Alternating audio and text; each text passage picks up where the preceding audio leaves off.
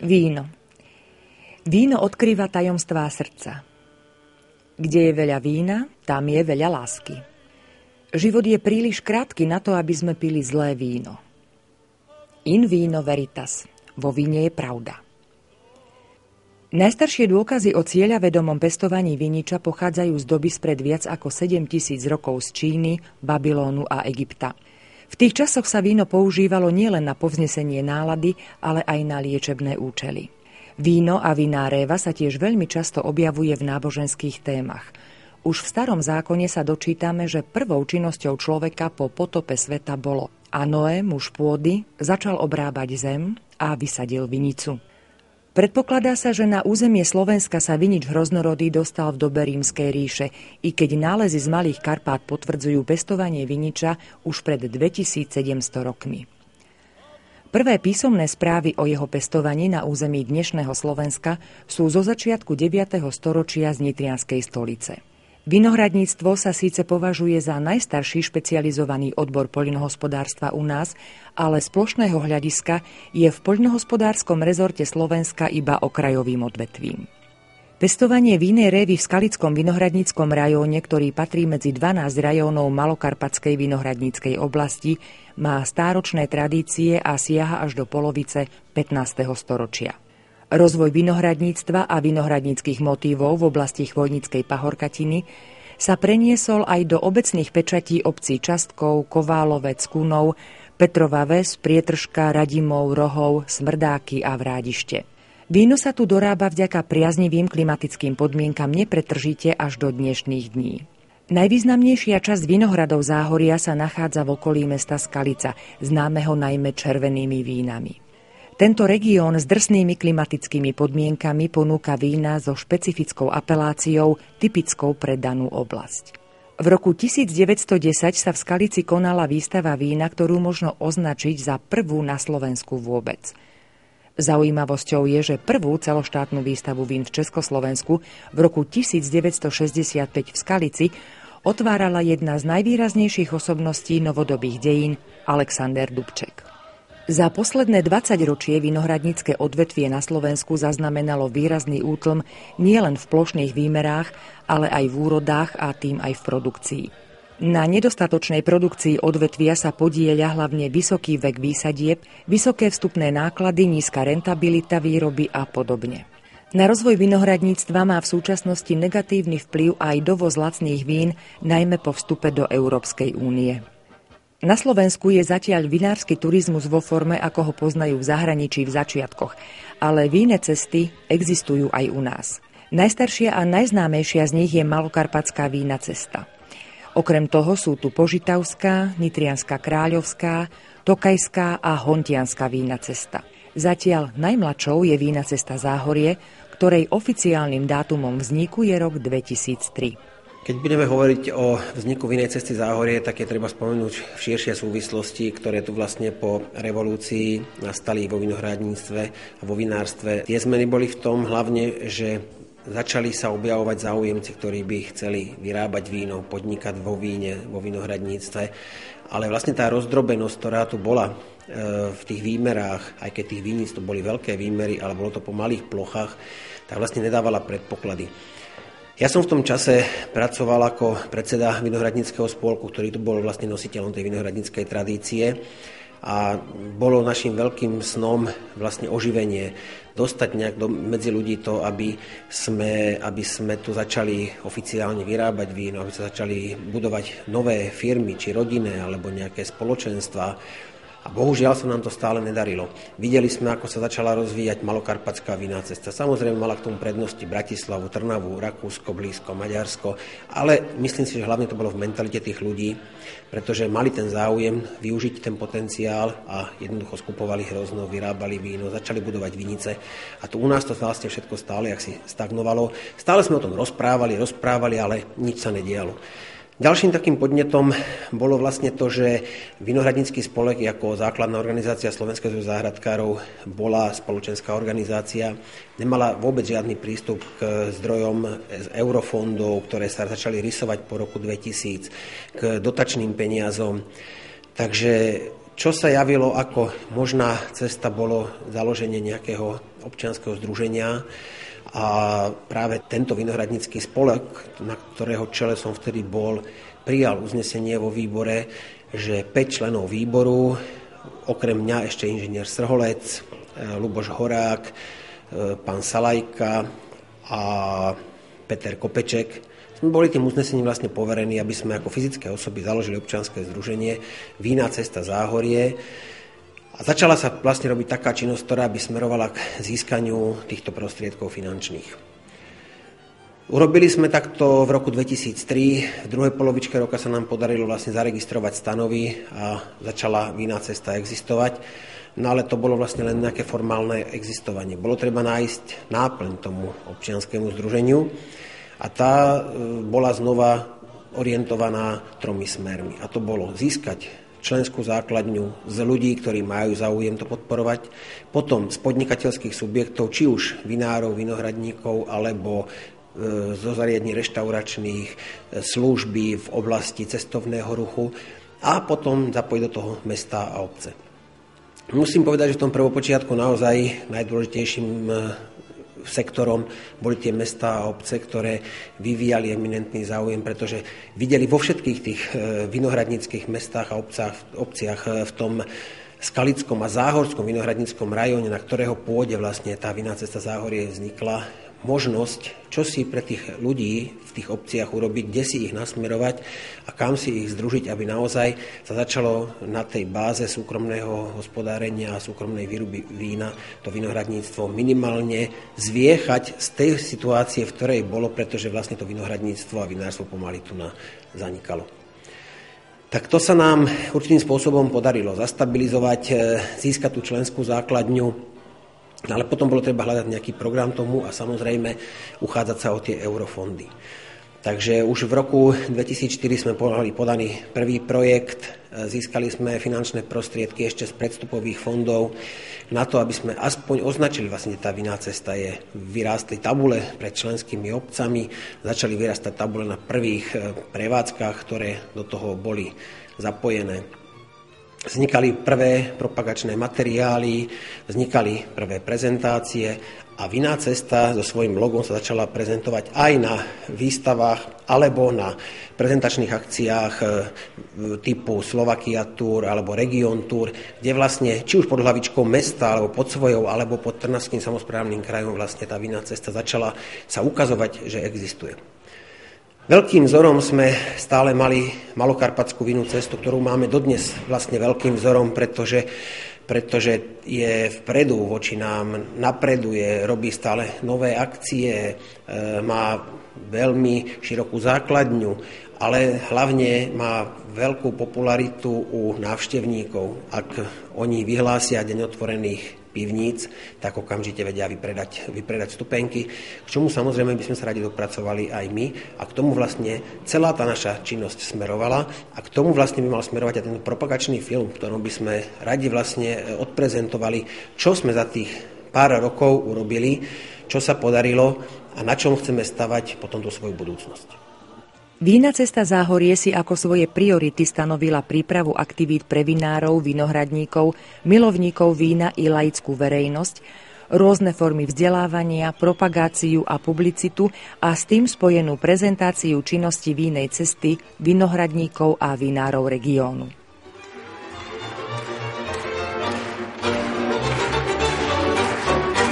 Žijeme v Skalici, kde vinohradníctvo má svoju dlhodobú tradíciu. Mal som to šťastie, že vlastne od detstva som v takejto roľníckej rodine žil a tým ma to vinohradníctvo upútalo a dodnes ma nejak drží a túto moju činnosť robím rád. Samozrejme zmena podmienok, ktoré v spoločnosti sú, prinášajú aj to, že sa stráca záujem o toto vinohradníctvo a preto sme založili Vinnú cestu Záhorie, v ktorej sa snažíme propagovať vinohradníctvo, podporovať aktivity, ktoré sa v tomto prostredí robia a my potom tomu napomáhame. Chceme vydvihnúť ľudí, ktorí sa touto činnosťou zaoberajú a aby dosiahli také výsledky, aby ich to uspokojilo a boli aj po tej stránke ekonomickej alebo finančnej do istej miery samostatní. Tá vinná cesta Záhorie samozrejme má svoje výhody aj v tom, že je možné, aby ako občianske združenie a právny subjekt môže požiadať o určitú podporu z európskych prostriedkov. To sa nám v celku darí. Realizujeme už asi 4. projekt a v každom tom projekte niečo užitočné urobíme. Znova sa dáva priestor pre turistiku a také popularizovanie celého nášho kraja a aj tohoto odvetvia vinohradníctva. A je vidieť, že kto sa tomu venuje, dosiahne ozaj dobré výsledky a táto práca, koho už zaujme, tak ho ako si chytí za srdce a naplno sa tejto činnosti venuje. Vinohradníctvom a vinárstvem sa zaobíram od malúčka, takže to by môj sen mieť svoj vinohrad, svoju búdu. Od malúnka som chodil do vinohrada a všetko sa mi splnilo, môj tento sen na 200%, lebo som v Radimovie, odkiaľ pochádzam, som založil vinohrady, potom som došiel do Skalice, tady som si prenajal vinohrad, tak som sa pomalučky do toho tady ve Skalici dostával, do tých Frankovek. Potom som robil mestského vincúra 15 rokov, kde som skúšal všetky nové veci, takže tam som sa hodne naučil. Takže chodili ke mne z celého sveta ľudia. Dneska som si založil v 96. svoju SROčku. Máme v Čilu momentálne v Skalici 12 hektárov vinohradu. Robíme 30 až 35 odrod. Robíme okolo 100 000 litrov vína. Naše vína sú väčšinou hotele, reštaurácia, vinotéky a predávame doma súkromne a tak kamarádi známi si chodia k nám. Najlepší úspechy, co sa nám podarili, sme mieli nejakých šampiónov Slovenska z Kúrej. Dneska už sa nám tak nedarilo, robíme čisté vína, nedávame tam chémiu, dneska väčšinu vyhráva chémia, ale zostanú taký, aký som byl, takže ja mám rád čisté veci. Ja neviem, či mi to dal Pán Boh alebo co, takže ve Skalici, co som dosáhol na červené, najviac 29,5 cukru na Dunaji, na Bíle, na Buvieri, za mestskú búdu 50. Pomalučky sa dostávam, alebo som sa dostal do Európskeho rytierského rádu, kde som dosáhol teda rytiera Európskeho rádu. Takže to by bylo za tak môj vrchol.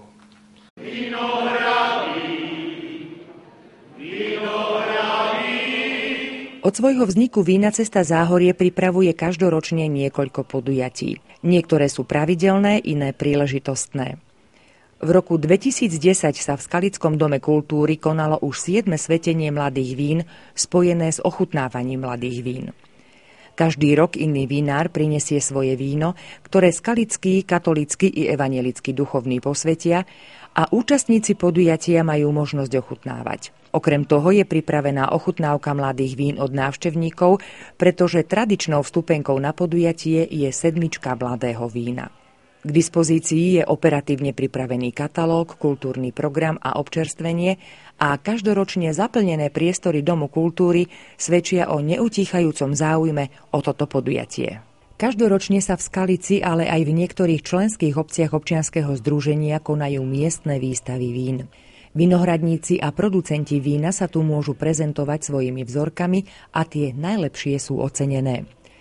Pred samotnou výstavou sa koná odborné hodnotenie vín v rámci kritérií Medzinárodnej únie enológov. V roku 1998 sa v Skalici uskutočnila prvá celoslovenská výstava vín s medzinárodnou účasťou a v roku 2010 to už bolo po 4. krát, pričom pri posledných 2 ročníkoch už s intenzívnym organizačným prispením občianskeho združenia Vína cesta Záhorie. Počas trvania výstavy, čo bývajú obvykle 2 dni, sa Skalica stáva nevyhláseným slovenským hlavným mestom vína. Stovky vzoriek tu posielajú výrobcovia vína, predovšetkým zo Slovenska, Česka, ale i ďalších krajín. Súčasťou podujatia je vždy bohatý kultúrny spoločenský program a nechýba výstava a prezentácia firiem s poľnohospodárskou technikou. V rámci 4. medzinárodnej výstavy v roku 2010 sa vo františkánskom kostole uskutočnil Legátfest členov Európskeho vinárskeho rytierského stavu s intronizovaním 20 nových členov do 1. stupňa Hospes. Dôležitou spoločenskou udalosťou sa stáva slávnostné ukončenie vinohradníckeho roka, ktoré sa koná v Prietržke. Paradoxne v čase, keď sa ešte iba rozbieha kalendárny rok, končí ten vinohradnícky. V prvých mesiacoch roka už prichádza čas, kedy vinohradníci môžu definitívne skonštatovať, aký bol predchádzajúci rok, aká bola úroda a môžu zhodnotiť kvalitu vína. A hodnotiť môžu aj prakticky, pretože ani na tomto podujatí nechýbajú vzorky vín. Okrem toho sa tradične môžu zabaviť pri folklórnej hudbe a speve.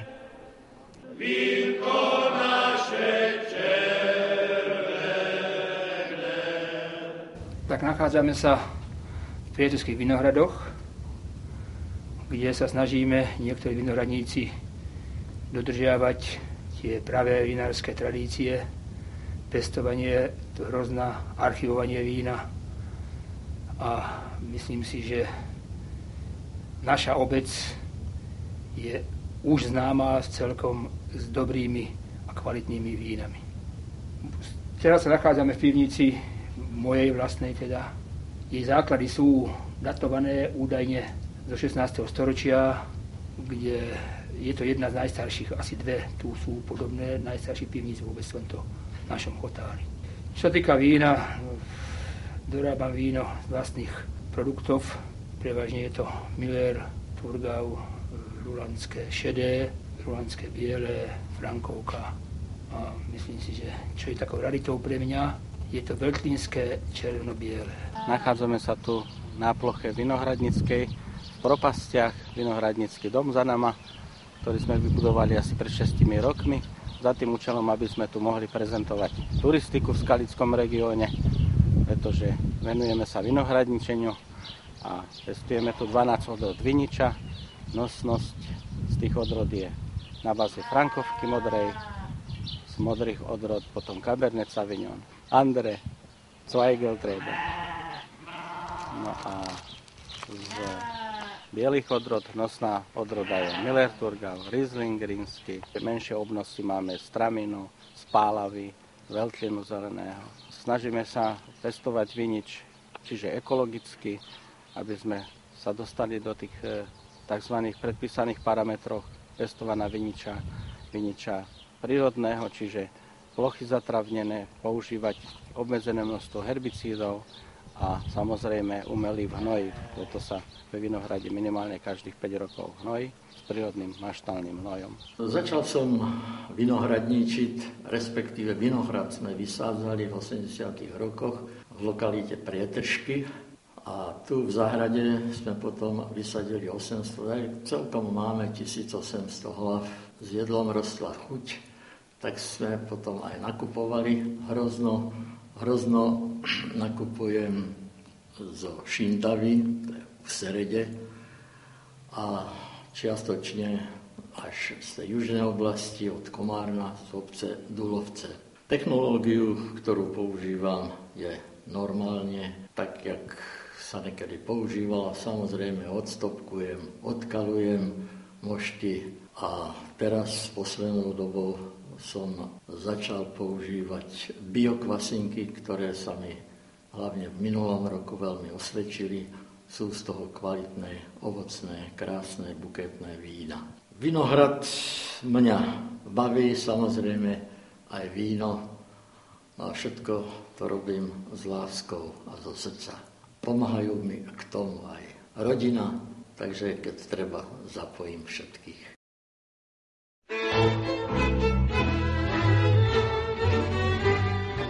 Dôležitou zložkou činnosti Vínej cesty Záhorie je vzdelávanie svojich členov, ale i ostatných vinohradníkov a vinárov v regióne. V tomto smere pripravila v uplynulých rokoch niekoľko konferencií, školení a zájazdov, ktorých spoločným menovateľom bolo predovšetkým vzdelávanie v oblasti vinohradníctva, ale napríklad aj zvyšovanie právneho povedomia. Odborní pracovníci výskumných ústavov, vzdelávacích zariadení či vysokých škôl na týchto podujatiach oboznamujú pestovateľov a výrobcov vín s novými trendmi v oblasti vinohradníctva, s bojom proti chorobám viniča, s novou legislatívou.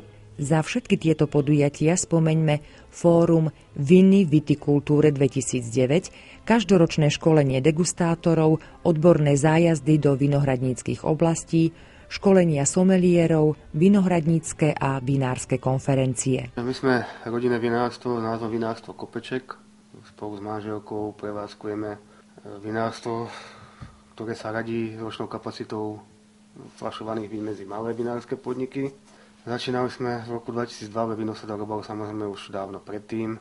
Ešte môj starý otec, potom môj otec. Ja som to prevzal, túto tradíciu, pretože sa nám darí vyrábať kvalitné vína. Našli sa nejakí zákazníci, tak sme sa rozhodli vlastne prevádzkovať vinárstvo oficiálne spoločne s manželkou. Spočiatku sme začínali v menších priestoroch, v starých sklepoch, kde sme mali víno uložené napríklad len demižono sklenených. Potom prišli na rad nerezové nádrže, plastové nádrže. Minulý rok sme investovali do tejto linky nerezovej s kapacitou 18 000 litrov vína, kde vlastne môžeme v týchto nádržach môže pribehať riadené kvasenie, ale skladovať vína pod dusíkovou ochranou. V minulosti sme hrozno väčšinou nakupovali. Od minulého roku, alebo minulého roku máme prenajme 10 hektárov vinohradov od mesta Skalice, kde by sme mali mať tento rok prvú panenskú úrodu. Je tam odrodová skladba z bielých Miraturgau, z tých červených, to modrý Portugál, Svetovravlinecké, Frankovka modrá. Zameriavam sa hlavne na výrobu regionálnych vín, či už teda najmä tradičného skalického rubínu, ktorý sa nám najviac predáva, ale na doplnenie sortimentu nakupujeme hrozno aj z južnoslovenskej oblasti, najmä od roda Devín, Rulánske biele, nakoľko máme aj degustačnú miestnosť, tak aby sme mohli zákazníkom, čo prídu k nám ochutnať vína, ponúknuť väčší sortiment vín. Momentálne máme k dispozícii asi 14 až 15 odrodových a značkových vín. Nachádzame sa teraz v pivnici, ktorá bola postavená v roku 1979. Táto druhá časť v roku 2002. Robím predsedu rolníckeho družstva. Pri Etržke máme z pôvodných 52 hektárov vinic, máme teraz 11 hektárov. Bohužiaľ, že sme plochu znižovali, pretože nebol o produkciu hrozný záujem. Inak ja si robím víno z vlastnej produkcie, také nosné odrody mám Veltlínske zelené, Riesling Vlasky, Millerku mám tam a z červených Frankovku a teraz som vysadil Dunaj ako novošľachtenec. Viete, že to je moje hobby, že robím aj časť archívnych vín. Sú tu, myslím, že najstaršie niektoré vzorky, keď som prakticky začínal s takým väčším vinárstvom od roku 82. Takže nachádzate sa vo vinárskom dome Petra Podolu, je to rodinná firma, čisto vinárska, vinohrady vlastné nemáme, ale nakupujeme zo Štúrova z firmy Rivel, zo Skalice a odkiaľ sa podarí, vyberáme vlastne kvalitné odrodové hrozna a zamerávame sa na prívlastkové vína. Naše vína predávame vo vlastných vinotékách v Senici a vo firemnej vinotéke v Kopčanoch a máme svojich distribútorov, ktorí ich rozvážajú do ďalších vinoték a gastrozariadení po celom Slovensku.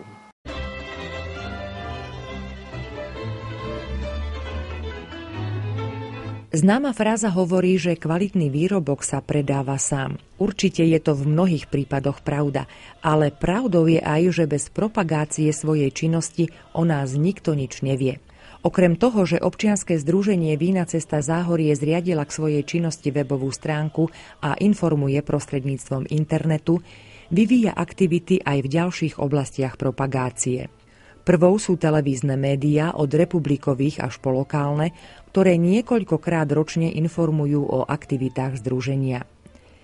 Ďalším okruhom sú printové médiá, pričom záber je od odborných periodík zaoberajúcich sa vinohradníctvom cez republikové, regionálne až po miestne médiá. Predovšetkým s prispením európskych fondov, ale aj z vlastných či sponzorských zdrojov sa Vínej ceste Záhorie podarilo v uplynulých rokoch vydať samostatné tlačené propagačné materiály. Prvým bola skladačka, ktorú 26. augusta 2005 v priestoroch nádvoria pred vínotékou u Františkánov v Skalici pokrstil najznámejší skalický vinár Alojz Masaryk. O 2 roky neskôr, 30. augusta 2007, bola na tom istom mieste uvedená do života druhá publikácia s názvom Za vínom po Záhorí. Tento raz ju červeným vínom pokrstil primátor Skalice Stanislav Chovanec.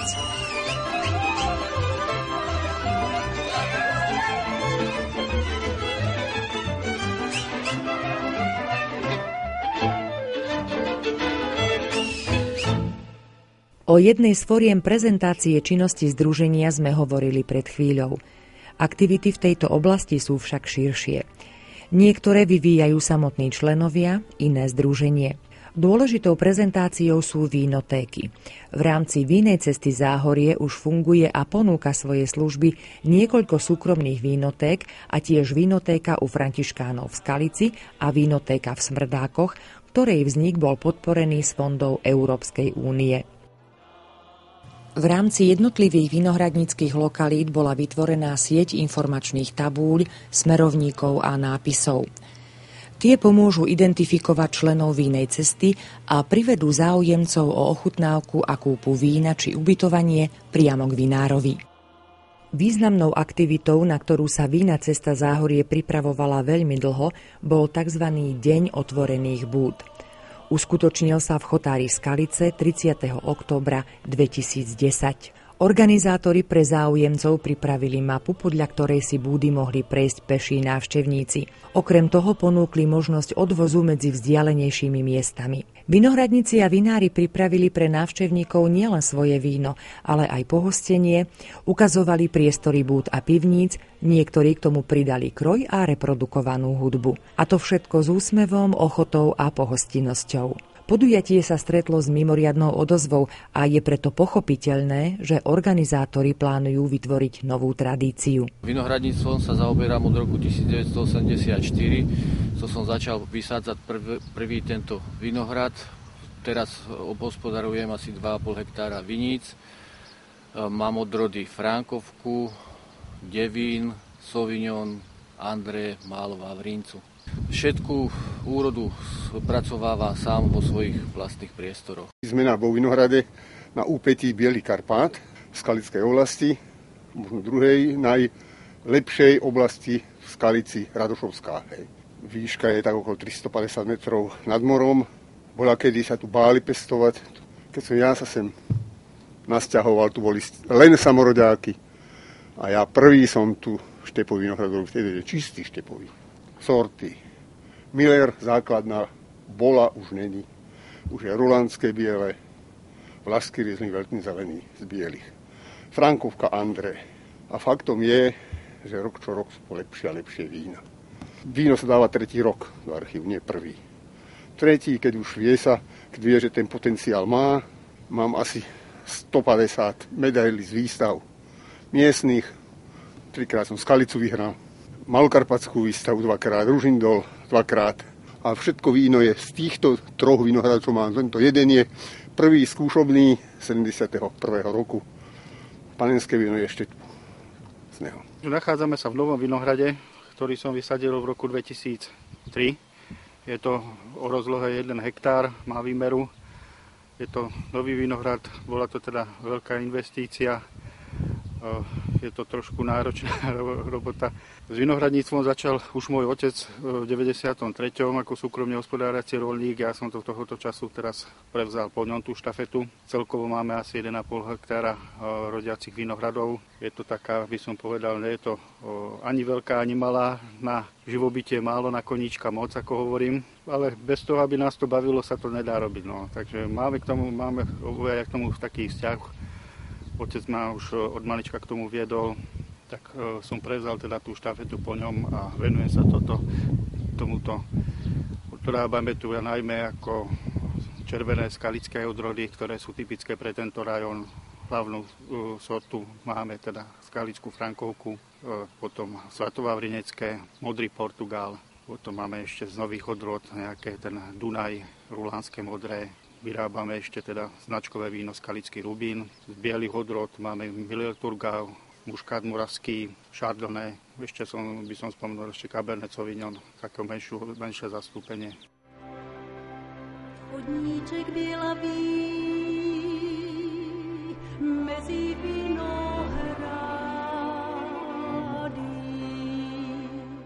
Spoločným menovateľom všetkých spomenutých aktivít Vínej cesty Záhorie je podpora a propagácia výroby vína na území Skalického vinohradníckeho rajóna. Ale aj samostatné občianske združenie potrebuje podporu a tej sa mu dostáva prostredníctvom prostriedkov Európskej únie, miest a obcí regiónu, vyššieho územného celku Trnava a samozrejme sponzorov.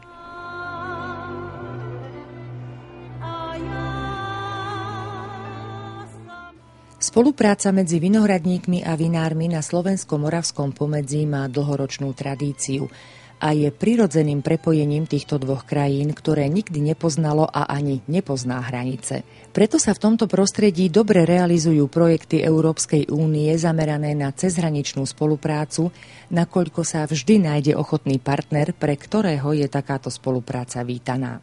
Partnerom Vínej cesty Záhorie pri realizácii posledného projektu Víno a vinohrady nás spájajú je mesto Bzenec, ktoré sa nachádza vo veľmi významnej vinohradníckej oblasti Morava a je jedným z centier moravského vinohradníctva. Je to mesto, ktoré žije nielen vinohradníctvom, ale aj históriou, kultúrou a folklórom. Pri spojení týchto záujmov vznikajú kvalitné aktivity, ako sú svatomartinské chutnání mladých vín, napoleonské ležení či krojované hody. Veľa návštevníkov zo Slovenska sa rado zúčastňuje aktivít tohto nášho hlavného cezhraničného partnera. Rozširujú si svoj obzor v spoznávaní okolitých miest a obcí nachádzajúcich sa za hranicami Slovenskej republiky. Rovnako ponuka aktivít na slovenskej strane priťahuje návštevníkov susedných krajín a obohacuje tak ich vzájomnú spoluprácu, upevňuje susedské vzťahy a pri dobrom víne a dobrej nálade pozdvihuje nielen vlastné národné cítenie, ale hlavne pocit spolupatričnosti a bezhraničnosti v tomto regióne. Nositeľom spolupráce v tomto projekte je Mestský úrad v Bzenci pod vedením starostu mesta pána Pavla Čejku. Nosnou aktivitou spojenou s vinohradníctvom a vinárstvom je svatomartinské chutnání mladých vín, na ktorom sa prvý raz prezentujú vinári so svojou novou úrodou, ponúkajú ju svojim návštevníkom a hosťom. Akcia je vždy spojená s kultúrnym programom a hudobnou produkciou. Historické priestory mesta Bzenec väčšinou praskajú vo švíkoch pod náporom návštevníkov nielen z radov domácich, ale výrazne sú zastúpení aj zahraniční. História mesta Bzenec je spojená s napoleonskými vojskami a preto je ďalšou významnou aktivitou napoleonské ležení, ktoré pripomína ukážkami bojov s prievodom vojsk a historickým výkladom históriu nám mnohokrát trošku vzdialenú. Mesto si uctieva prácu svojich vinohradníkov a vinárov na tradičnom bzeneckom vinobraní, ktorým žije celé mesto a jeho okolie. Ponúkajú sa všakovaké jedlá, pochutiny, ale najmä burčiak ako zárodok nového, krásneho vína.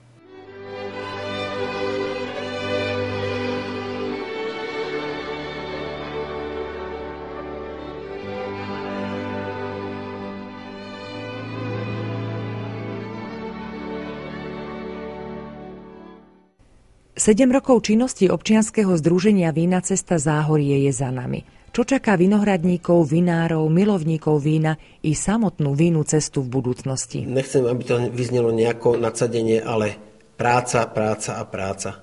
Pretože aj to, čo sme tu odprezentovali možno v tom filme, je veľmi pekné, ale stále to ešte neprinieslo tomu vinohradníctvu a vinárstvu ten efekt, ktorý tí vinári a tí vinohradníci od toho očakávajú. Musíme si uvedomiť, že tí ľudia sú dosť odkázaní na to, ako vyzerá ten marketing toho mesta, ako vyzerá marketing toho regiónu a od toho sa potom aj odvíja ich úspešnosť. To znamená, že my im v tomto musíme pomôcť. Myslíme si, že my vieme dať dohromady schopných ľudí, či z vinohradníctva, vinárstva v rámci vinej cesty, či z mesta, či zo samosprávneho kraja, preto, aby sme dokázali do budúcna tieto atrakcie ktoré sú ukazovať návštevníkom, aby sme dokázali ľudí prilákať do Skalice na niektoré z tých nosných akcií, ktoré vlastne boli odprezentované v tomto filme, a tým, aby sme dotiahli tých návštevníkov práve do tých búd, do tých priestorov, kde vlastne ten vinár najlepšie funguje, pretože tam sa cíti doma, tam má pevnú pôdu pod nohami,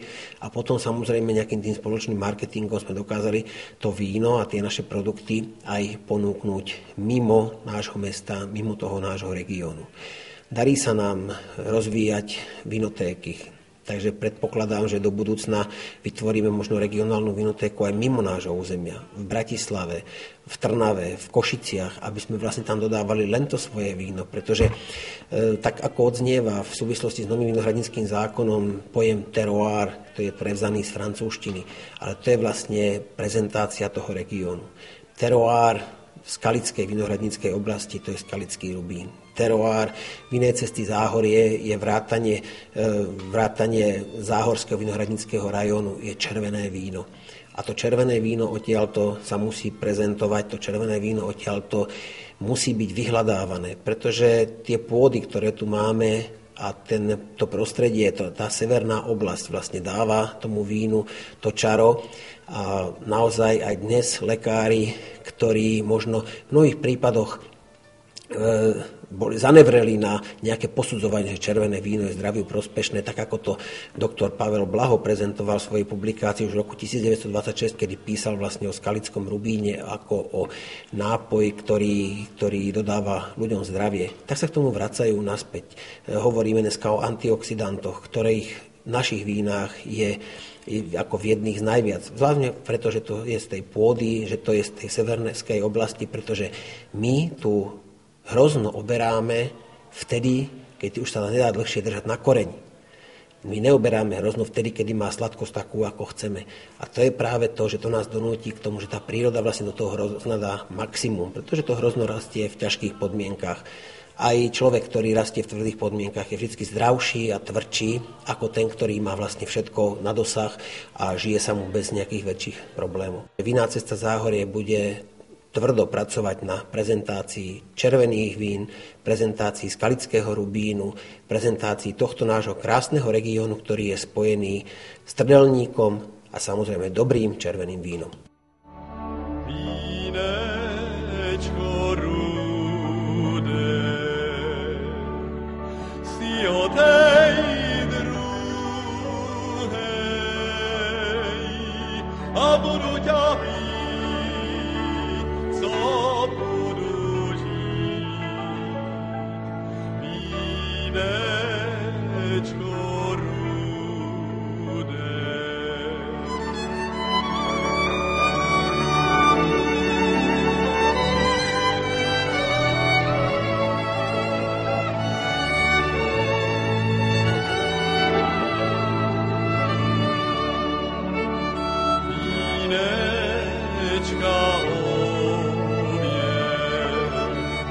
krajárky moje a budu vás mít, co budu žít. Vínečka obě a budu vás mít, co budu